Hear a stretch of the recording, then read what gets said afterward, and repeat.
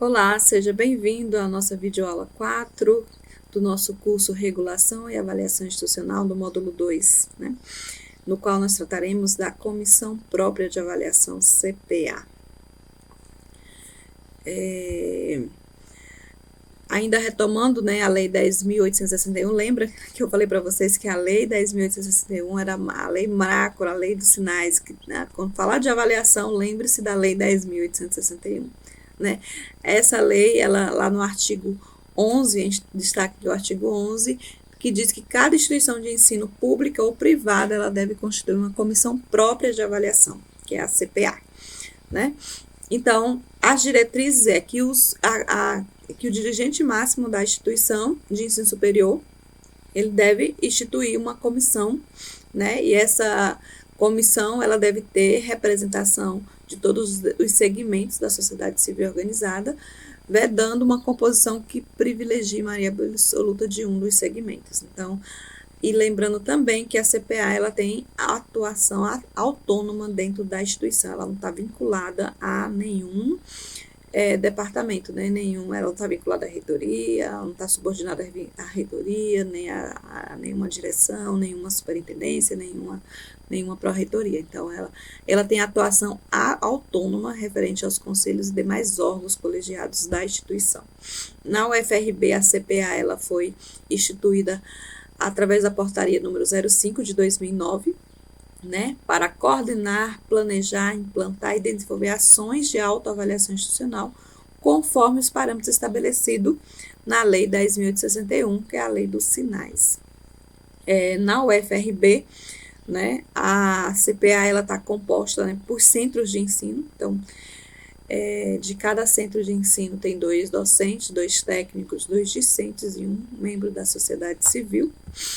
E anualmente, essa comissão, ela elabora um relatório de avaliação institucional, que esse relatório ele é entregue ao INEP, através do sistema EMEC, compilando esses indicadores, buscando contemplar todos os eixos de avaliação dos sinais. A saber, lembrando aí, a gente já tratou disso nos módulos anteriores, nas aulas anteriores deste módulo. Então, eixo 1, planejamento e avaliação institucional, 2, desenvolvimento institucional, 3, políticas, 4, gestão, e 5, infraestrutura física. Então, a CPA, ao elaborar seu instrumento de avaliação, tem que contemplar esses eixos da autoavaliação institucional já proposto pelos sinais. Então, a CPA, ela solicita o preenchimento de questionários semestralmente para que os alunos avaliem os componentes curriculares e os docentes, tanto discentes quanto os docentes possam avaliar. E anualmente a CPA também promove um período de avaliação institucional, no qual abre para toda a comunidade acadêmica, docentes, discentes e técnico administrativo, para avaliar os aspectos gerais da universidade. Então, esses questionários, eles ficam dentro do sistema acadêmico, de atividades acadêmicas da universidade, o SIGA-A. Então, quando ele está lá disponível, vai aparecer a janelinha lá, e muitas das vezes vai estar em destaque, essa avaliação institucional, para que o aluno entre, preencha, ou então para que o professor entre e preencha. Então, toda vez que ele entrar lá no SIGA-A, ele vai ver essa janelinha, vai ver que há um questionário para ser preenchido.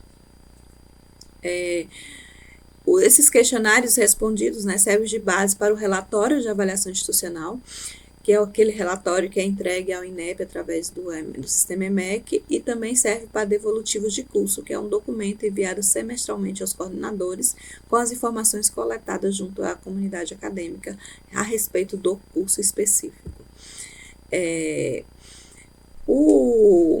A CPA, ela também tem um fluxo, a avaliação institucional, ela tem um fluxo, que a partir do momento que está lá, é disponível, o questionário para preenchimento, o questionário de avaliação institucional, há uma mobilização da comunidade acadêmica, divulgando esse questionário, chamando para o preenchimento, embora a gente percebe não só na nossa instituição, mas é uma percepção geral, que há uma pouca adesão no preenchimento, até mesmo porque o formulário ele é um pouco extenso, mas a culpa não é da instituição por ele ser extenso, porque a gente obedece aos instrumentos, né, de avaliação dos sinais, que pede que seja avaliado todas aquelas 5 dimensões, e aí, por isso, o formulário se torna um pouco extenso, mas vale a pena respondê-lo, vale a pena preencher, né, que após a divulgação da mobilização da comunidade, o preenchimento desse questionário,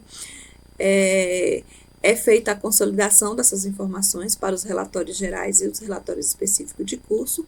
Após esse momento, há um seminário de devolutivas, né, nos centros de ensino, para que possa se conhecer o que foi feito, o que foi respondido, como é que está sendo tratada aquelas informações, né. É feita a consolidação dos relatórios, né, específico de cada curso e encaminhado, né, para os seus respectivos colegiados e NDE dos cursos. Então, a CPA ela está vinculada, né, ela está dentro desse processo avaliativo, por isso que a gente acha necessário trazer assim para vocês o conhecimento sobre o que é, a importância disso, como é que está funcionando a CPA dentro da instituição, né, porque é necessário, porque a gente vê as ações da CPA tanto no ENAD quanto a gente vê também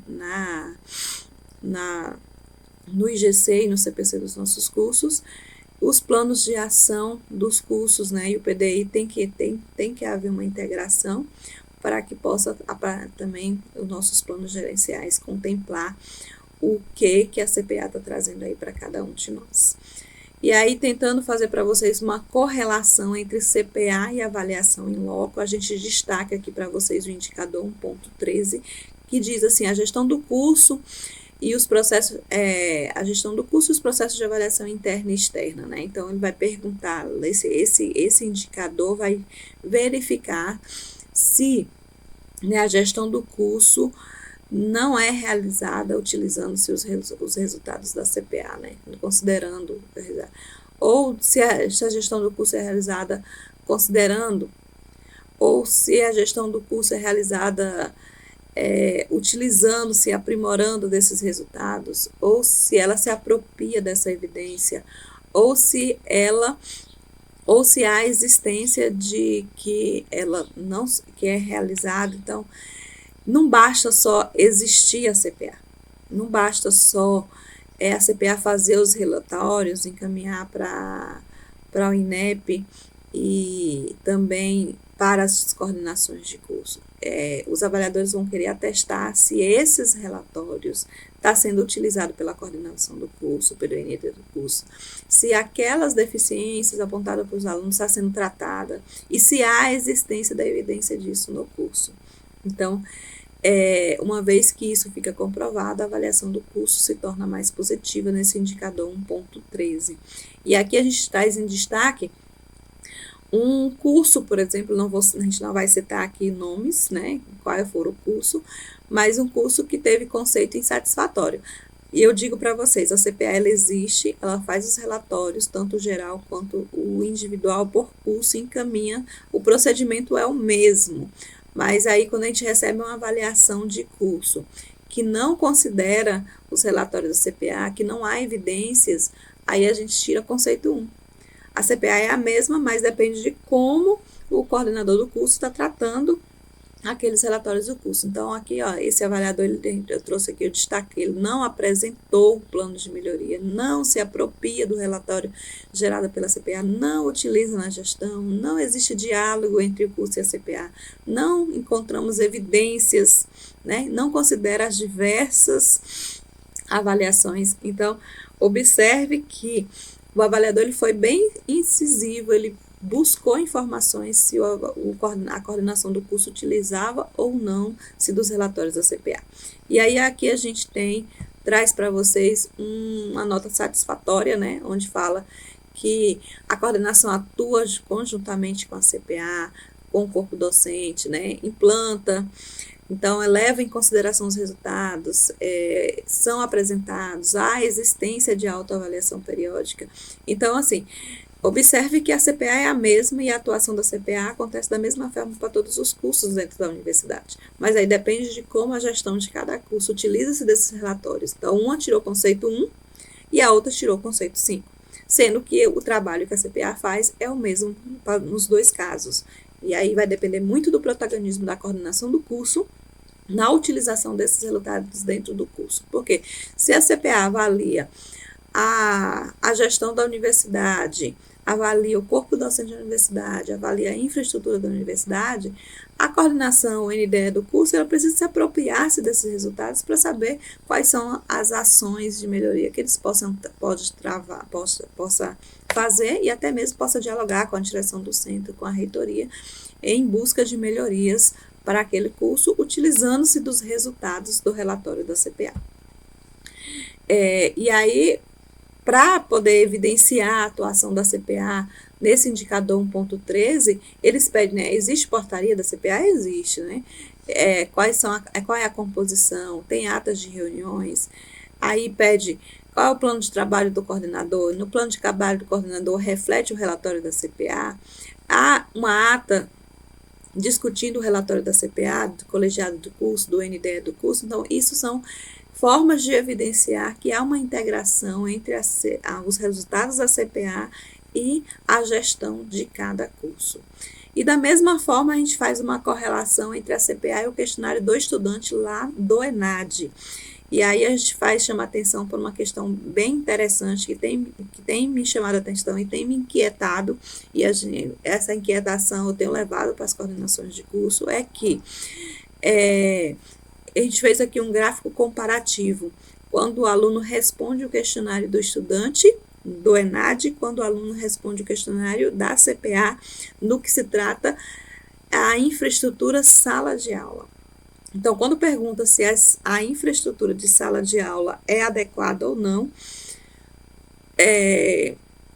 o nosso estudante, no questionário do estudante para o ENAD, ele responde que só 10% responderam lá que concordava que a sala de aula era adequada. E enquanto 18, no questionário da CPA, 18. Então, observe que quase o dobro dos alunos concordam que as salas, por questionário da CPA, disseram que as salas de aula são adequadas. Concorda totalmente.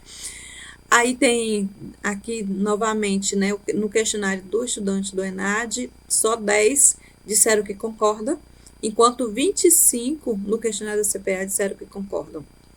Então, mais que o dobro, né? E aí, concordo parcialmente, aí tá lá 30% dos nossos estudantes dizendo que concordam parcialmente que nossas salas de aula são adequadas, enquanto no questionário da CPA, já esse que concordam parcialmente cai, e aí seguindo sucessivamente. Então, observe, a sala de aula é a mesma, a pergunta é a mesma, e para o questionário do estudante no ENAD, nosso aluno responde que a nossa sala de aula não é tão adequada, enquanto o questionário da CPA, ele responde que é adequada. E aí eu tenho chamado a atenção dos nossos estudantes do seguinte: quando eu digo no questionário do estudante, lá no questionário do ENAD, que minha sala de aula não é adequada, e aí o estudante de outra instituição pública diz que a sala dele é adequada, o conceito de lá vai ser melhor do que o conceito de cá. E aí eu trago uma experiência própria, né? Eu sou servidora da UFRB e fui estudante da UFES, e aí eu posso atestar e dizer assim, ó, considerando a sala de aula da UFRB, considerando a sala de aula da UFES, as salas de aula da qual eu estudei, as salas de aula da UFRB têm uma estrutura melhor do que as salas de aula da UFES. Mas, observando os relatórios da UFES e os relatórios da UFRB, o estudante da UFES diz que as salas de aula deles são adequadas, enquanto o meu estudante diz que nas minhas salas de aulas não são adequadas. Então, isso faz com que minha nota caia no ENAD. Mas, por questionário da CPA, o meu estudante está dizendo, tem mais estudantes meus dizendo que minha sala de aula está adequada. E aí, o resultado disso vai para a reitoria, vai para a coordenação, vai para a direção do centro. E aí, como é que vai se promover melhorias, sendo que a maioria dos nossos estudantes estão ali dizendo que concordam parcialmente, concordam totalmente que nossas salas de aula são adequadas. Então, eu tenho feito essa reflexão com os alunos, mostrando para eles que o lugar onde eles têm que escrever quais são as melhorias que eles esperam, o que não está adequado na nossa sala de aula, é no questionário da CPA, porque esse questionário vai para a gestão da nossa universidade e ele vai promover melhorias. Quando eu digo que no questionário do ENAD que minha sala de aula não é adequada, e aí eu preciso dizer, porque eu preciso dizer em que ela não é adequada, porque o questionário do estudante do ENAD está comparando uma instituição com a outra. Então, se a minha sala de aula não é adequada, eu preciso saber se ela realmente é ou não adequada, e porque eu estou comparando entre instituições públicas, inclusive essa comparação nem é feita entre instituições privadas. Então, a gente vem chamando a atenção dos nossos estudantes porque no preenchimento do questionário do estudante do ENAD não condiz com o que ele preenche no questionário da CPA. Então, a gente espera que haja aí uma consonância entre esses preenchimentos, porque a questão é a mesma, a infraestrutura é a mesma, e aí a gente precisa que ele diga no questionário da CPA o que precisa melhorar para a gente poder cobrar isso da nossa gestão, né? Pela atenção de vocês eu agradeço, espero ter contribuído aí para o conhecimento de vocês e sucesso para todos.